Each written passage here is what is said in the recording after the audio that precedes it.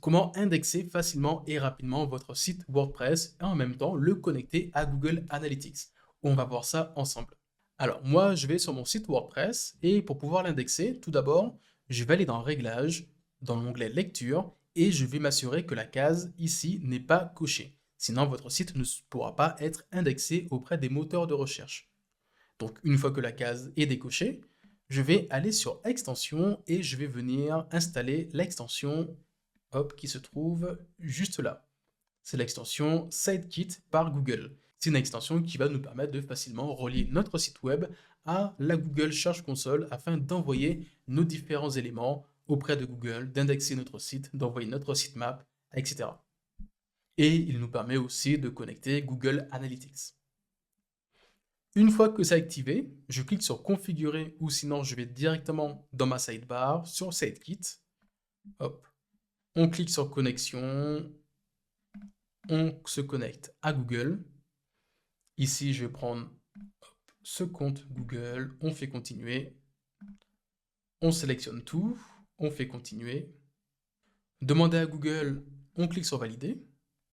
Là, on attend que ça charge et que Google vérifie notre domaine. On active les métriques pour Google Analytics. On clique sur configurer afin que Google configure correctement notre Search Console et Google Analytics. Là, on donne un nom au compte Google Analytics. Dans notre cas, on peut laisser tel quel. On clique sur créer un compte. Je me reconnecte avec mon compte Google. Je fais continuer. Continuer encore. On sélectionne les conditions en français. On accepte.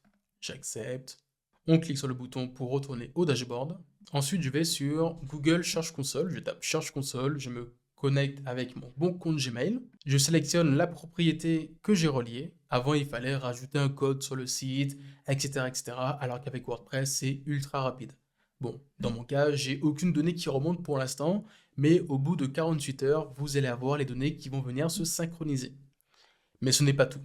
Avant de fermer tout ça, il faut que je balance mon sitemap auprès de Google.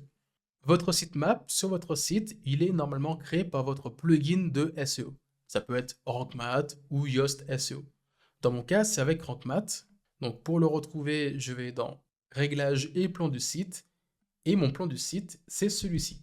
Vous, en temps normal, il sera assez semblable. Vous aurez votre domaine /sitemap-8 index.xml. C'est souvent le même type de lien sur lequel vous allez avoir votre sitemap. Ce sitemap, je le prends et je colle le lien juste là. Comme ça, je donne à Google l'URL de mon sitemap et je clique sur envoyer.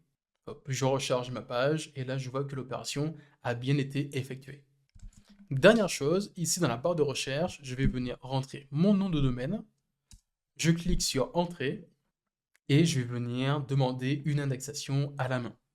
De base, Google va automatiquement aller visiter ma page d'accueil, mais vu que c'est la première fois que je configure le tout, je préfère faire une indexation manuelle. Une bonne pratique à mettre en place le plus tôt possible, c'est à chaque fois que vous allez venir créer une page ou un article, vous récupérez le lien, vous le rentrez au niveau de la barre de recherche afin de lancer une indexation manuelle. Pourquoi faire à chaque fois des indexations manuelles de votre contenu?